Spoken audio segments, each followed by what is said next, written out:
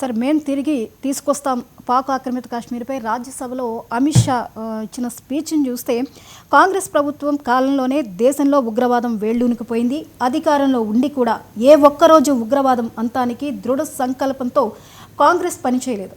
ఉగ్రవాదాన్ని కూకటి వేళ్లతో మేం పెకిలించి వేస్తున్నాం. త్వరలోనే ఉగ్రవాదం అంతమవుతుంది. దేశ భద్రత అనేది కాంగ్రెస్ ప్రాధాన్యతాంశాల్లో అస్సలు లేదు. ఓట్ బ్యాంక్ బుజ్జగింపు రాజకీయాలు మాత్రమే కాంగ్రెస్ ఎజెండా. వీటిపై మాత్రమే కాంగ్రెస్ దృష్టి పెట్టి జాతీయ భద్రత వంటి మిగతా కీలక అంశాలను గాలికి వదిలేసింది అని చెప్పేసి అమిత్ షా ప్రసంగించేశారు. అంటే అమిత్ షా ఈ విధంగా పార్లమెంట్లో వ్యాఖ్యానించారు. పీఓకేని స్వాధీనపరచుకోవడం అనేది సాధ్యమేనా సార్? ఇప్పుడు కాంగ్రెస్ పార్టీ ఏం చేసింది, ఏం చేయలేదు, ఇది హిస్టరీ. 11 ఏళ్ళు అయిపోయింది బీజేపీ ప్రభుత్వం వచ్చి. ఇంకా కాంగ్రెస్ ప్రభుత్వం ఏం చేసింది అని చర్చించుకుంటే ప్రయోజనం లేదు. ప్రజలు ఆల్రెడీ తీర్పు చెప్పే కదా కాంగ్రెస్లో నించింది. ఆ మాటకు వస్తే వాజ్పేయి హయాంలో మసూద్ అజర్ని అప్పచెప్పాం మనం. మరి దానికి కాంప్రమైజ్ అనమా? అఫ్కోర్స్ మన విమాన కందహార్కు హైజాక్ అయితే విమాన ప్రయాణికుల్ని కాపాడటం కొరకు మసూద్ అజర్ని అప్పచెప్పాం. మసూద్ అజర్ ఏం చేశాడు?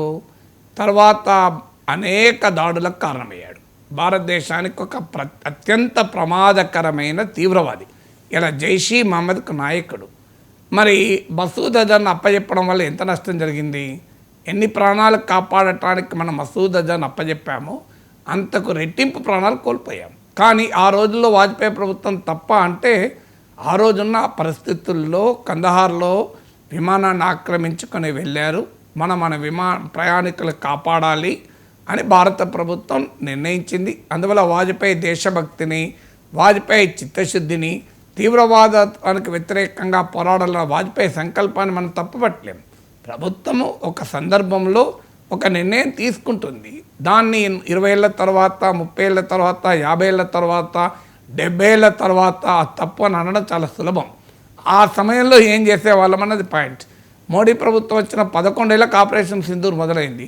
మరి మొదట్లోనే మొదలై ఉంటే, యూరీలోనే అటాక్ చేసినప్పుడు పఠాన్కోట్లోనే అటాక్ చేసి ఉండుంటే ఈ రకంగా పుల్వామా జరిగేది కాదు కదా. పోనీ పుల్వామా జరిగినప్పుడు బాలాకోట్ స్ట్రైక్స్ కాకుండా ఈ రకంగా ఆపరేషన్ సింధూర్ లాగా అటాక్ చేస్తుంటే పహల్గాం జరిగేది కాదు కదా. అంటే ఆన్సర్ ఉందా?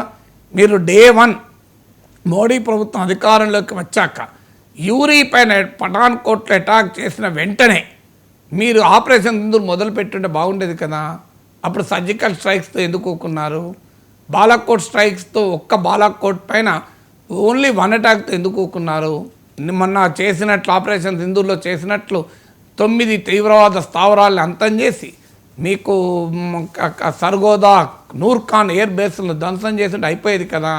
అప్పటికి మన దగ్గర బ్రహ్మోస్ మిసైల్స్ ఉన్నాయి కదా. ఎందుకు చేయాలని ఆన్సర్ లేదు కదా. అలా చేసుంటే పహల్గామే జరిగేది కాదు కదా, పుల్వామా కూడా జరిగేది కాదు కదా. అంటే ఆన్సర్ లేదు కదా. భారత ప్రభుత్వము ఉన్న పరిస్థితుల్లో కొన్ని నిర్ణయాలు తీసుకుంటుంది. అది నరేంద్ర మోడీ తీసుకున్నా, అటల్ బిహారీ వాజ్పేయి తీసుకున్నా, కాంగ్రెస్ ప్రభుత్వాలు తీసుకున్నా మన ప్రభుత్వం అని భావించాలి తప్ప రాజకీయాల కొరకు మనం గతాన్ని విమర్శించుకుంటూ పోతే ఎక్కడికి వెళ్ళాం. ఇక ఇప్పుడు పాక్ ఆక్రమిత కాశ్మీర్ని మేము స్వాధీనపరచుకుంటాం. సంతోషం, స్వాధీనపరచుకుంటే ఎందుకు అభినందించాం? బ్రహ్మాండంగా అభినందిస్తాం. సో మీకు ఇప్పుడు సర్జికల్ స్ట్రైక్ జరిపాము. అప్పటిదాకా భారత ప్రభుత్వ విధానం ఏంటి? ఎల్ఓసి దాటి వెళ్ళకూడదు అని. ఇది కాంగ్రెస్ ప్రభుత్వ విధానమే కాదు, బీజేపీ ప్రభుత్వం కూడా అదే విధానం అనుసరించింది. కార్గిల్ యుద్ధ సమయంలో కూడా వాజ్పేయి ప్రభుత్వ ఆదేశం ఏంటంటే ఎల్ఓసి దాటి వెళ్ళకూడదని. అంటే పాకిస్తాన్ ముష్కరులు మన దేశంలోకి చొరబడినా మనం మాత్రం ఎల్ఓసి దాటలేదు. అది వాజ్పేయి ప్రభుత్వ విధానం. వాజ్పేయి దేశభక్తిని శంకించుదామా? అప్పటి విధానం. మోడీ వచ్చాక అలా కాదని సర్జికల్ స్ట్రైక్ జరిపారు. అప్పుడు కూడా గత ప్రభుత్వానికి చెందిన ప్రతినిధులు ఏమన్నారు? సర్జికల్ స్ట్రైక్ మేము కూడా చేశాం, కానీ మేము దీన్ని పబ్లిసిటీకి వాడుకోలేదు. ఎందుకంటే దేశ రక్షణ వ్యూహాలు కదా, అలా బహిరంగంగా మేము చెప్పలేదు. కానీ ఈ ప్రభుత్వానికి దేశ ప్రయోజనాల కన్నా రాజకీయ ప్రయోజనాలు ముఖ్యం కనుక పబ్లిసిటీ చేసుకుంటున్నారన్నారు. మనకు తెలియదు సర్జికల్ స్ట్రైక్స్ అంతకుముందు జరిగాయా జరగలేదా. చాలామంది మిలిటరీ ఎక్స్పర్ట్ చెప్పేది చాలాసార్లు జరిగాయి గతంలో కూడా, కానీ అవి ఎప్పుడూ పబ్లిసిటీ చేసుకోలేదు. మోడీ చాలా సమర్థవంతంగా సర్జికల్ స్ట్రైక్స్ను పెద్ద ఎత్తున పబ్లిసిటీ చేసుకున్నారు. తర్వాత జరిగింది బాలాకోట్ స్ట్రైక్. ఇది మాత్రం కీలకమైంది. ఎందుకంటే సర్జికల్ స్ట్రైక్స్ ఏమో పాక్ ఆక్రమిత కశ్మీర్లో జరిగాయి. అది మన దేశమని మనం చెప్తాం కనుక మన దేశ భూభాగంలోనే మనం జరిపాం, ఆక్రమించుకున్న భూభాగంలో జరిపాం, పాకిస్తాన్ ఆక్రమించుకున్న భూభాగం కనుక మనం ఎవరికి చెప్పలే. కానీ బాలాకోట్ స్ట్రైక్ సిగ్నిఫికెంట్ ఏంటంటే డీప్ ఇన్సైడ్ పాకిస్తాన్ వెళ్ళి కొట్టాం. ఖైబర్ పఖ్తూన్ఖ్వా రాష్ట్రంలో, దీనికి మోడీ భాషలో చెప్పాలంటే అందరు గుస్కే మారే అన్నాడు. కరెక్ట్, అది గుస్కే మారే, దాన్ని అభినందించాం. కానీ బాలాకోట్ స్ట్రైక్స్ మొదటిసారి మనం గుస్కే మారిన మీకు ఒక్కసారి 54 ఏళ్ల క్రితం పోదాం. 1971 గుస్కే కైసే మారే, గుస్కే మారేతో పాకిస్తాన్ దో బన్ గయా. ఇది మర్చిపోతున్నాడు మోడీ. మై గుస్కే మారే అభితో కోయి భీ నహీ కరే, నేనే లోపలికి వెళ్ళి కొట్టాడు, ఎవడు చేయలే అంటున్నాడు. మోడీ కొట్టింది నిజం, దానికి అభినందనలు, ఎలాంటి డిస్ప్యూట్ లేదు. కానీ కోయి భీ నహీ కరే అంటే తప్పు కదా. 50 साल के पहले घुसके मारे तो पाकिस्तान 2 बांट गए, एक पाकिस्तान हो गया, दोनों बांग्लादेश हो गया. ये सही बात नहीं है क्या? పాకిస్తాన్ లోపలికి వెళ్ళి కొడితే వాడు 2 ముక్కలయ్యాడు, దెబ్బకు వాడు 2 దేశాలు అయిపోయాడు. అది కదా గుస్కే మారిన అంటే. మరి ఆ గుస్కే మారిన 90,000 సైనికులు లొంగిపోయారు. మరి ఆ గుస్కే మారినతో పోలిస్తే ఈ గుస్కే మారిన తక్కువదే అవుతుంది కదా. అందువల్ల ఇలా ఎప్పుడు కూడా మనం ఒక దేశం సాధించిన మిలిటరీ విజయాల్ని గర్వించాలి తప్ప రాజకీయంగా తూకం వేయకూడదు. మోడీ ప్రభుత్వము బీజేపీ చేస్తున్న పొరపాటు ఏంటంటే మిలిటరీ విజయాల్ని కూడా రాజకీయ తూకంలో వేస్తున్నారు. అది దేశ ప్రయోజనాలకు మంచిది కాదు.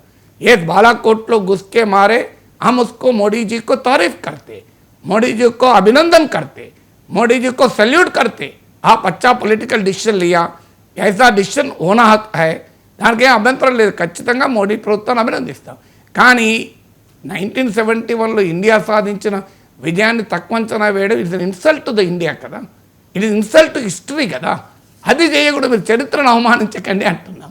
ఇక పాక్ ఆక్రమిత కాశ్మీర్, ఎస్ కాశ్మీర్ భారతదేశంలో అంతర్భాగం, అది పాక్ ఆక్రమిత కాశ్మీర్ కూడా మనదే, గిల్గిట్ బల్తిస్తాన్, అందులో అనుమానమే లేదు. కాశ్మీర్ భారతదేశంలో అంతర్భాగం. Kashmir is an internal part of India, integral part of India.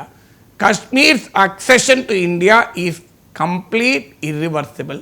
భారతదేశంలో కాశ్మీర్ విలీనము శాశ్వతమైంది, వెనక్కు తీసుకెళ్ళటానికి వీలు లేనిది. ఇక మిగిలిందల్లా ఏమైనా కాశ్మీర్ పైన అన్ఫినిష్డ్ ఎజెండా ఏమైనా ఉంది అంటే అది పాక్ ఆక్రమిత కాశ్మీర్ను తిరిగి స్వాధీనపరచుకోవడం. ఇప్పుడు జమ్మూ కాశ్మీర్ అసెంబ్లీ సీట్లు చూస్తే ఇప్పటికీ కూడా పాక్ ఆక్రమిత కాశ్మీర్ కూడా కొన్ని సీట్లు ఉంటాయి, అవి ఖాళీగా పెడతారు. ఈవెన్ టుడే జమ్మూ కాశ్మీర్ అసెంబ్లీలో మన పార్ట్లో ఉన్న జమ్మూ కాశ్మీర్ సీట్లు మాత్రమే ఎలక్షన్లు జరుగుతాయి. పాక్ ఆక్రమిత కాశ్మీర్ కూడా మన అసెంబ్లీ సీట్లు ఉన్నాయి. మొన్న డీలిమిటేషన్లో కూడా పాక్ ఆక్రమిత కాశ్మీర్ కూడా అసెంబ్లీ సీట్లు పెట్టాం. అయితే అది పాక్ ఆధీనంలో ఉన్నాయి, అందువల్ల మన ఎన్నికలు జరపలేదు. ఇవాళ కాకపోతే రేపైనా ఖచ్చితంగా పాకిస్తాన్ ఆక్రమిత కాశ్మీర్ను స్వాధీనపరచుకోవాల్సిందే. కానీ ఇది మిలిటరీ లక్ష్యం, దీన్ని రాజకీయం చేయకండి, రాజకీయ లక్ష్యంగా మార్చకండి. మిలిటరీ లక్ష్యాలు దేశ లక్ష్యాలు, రాజకీయ లక్ష్యాలు పార్టీ లక్ష్యాలు. పార్టీ దేశం ఒకటి కాదనేది నేను చెప్పేది.